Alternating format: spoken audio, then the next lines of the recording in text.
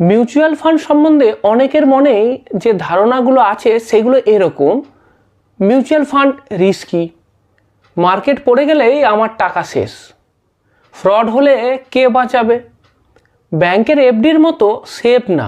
এইবার যে প্রশ্নটা সবথেকে গুরুত্বপূর্ণ, যে মিউচুয়াল ফান্ড কি নিরাপদ?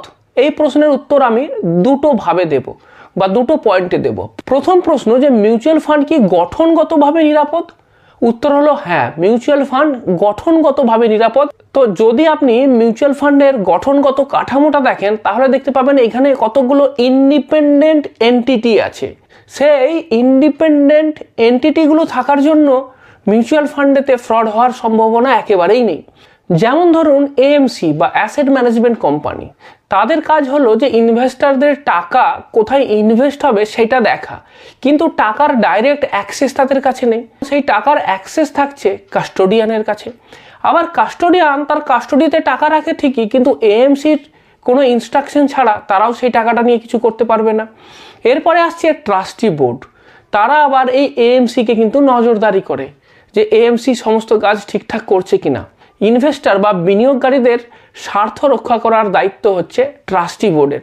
আবার এই যে ট্রাস্টি, সেটা তো একটা ইন্ডিপেন্ডেন্ট এন্টিটি, তো ট্রাস্টি বোর্ড কিন্তু এইটা দেখবে যে এএমসি কোনো ভুলভাল কাজ করছে কিনা, সেদিকে নজর রাখে। সবার উপরে আছে সেবি, সেবি আবার এদের সবাইকেই নজরে রাখছে।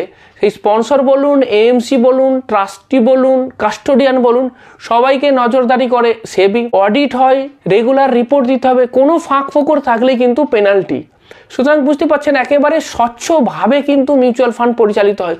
সুতরাং এইখানেতে কিন্তু কোনো ধরনের ফ্রড হয়ে যাওয়ার সম্ভাবনা নেই। আর এখানে দেখেছেন যে অনেকগুলো লেয়ার আছে, অনেকগুলো সেফটি লেয়ার আছে।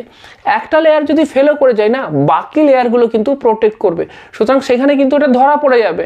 সুতরাং এখানেতে অর্গানাইজড ফ্রড হয়ে যাওয়ার সম্ভাবনা কিন্তু একেবারেই নেই বললেই চলে। তাহলে মিউচুয়াল ফান্ডে কোনো টাকা ডুববে না, তাই তো?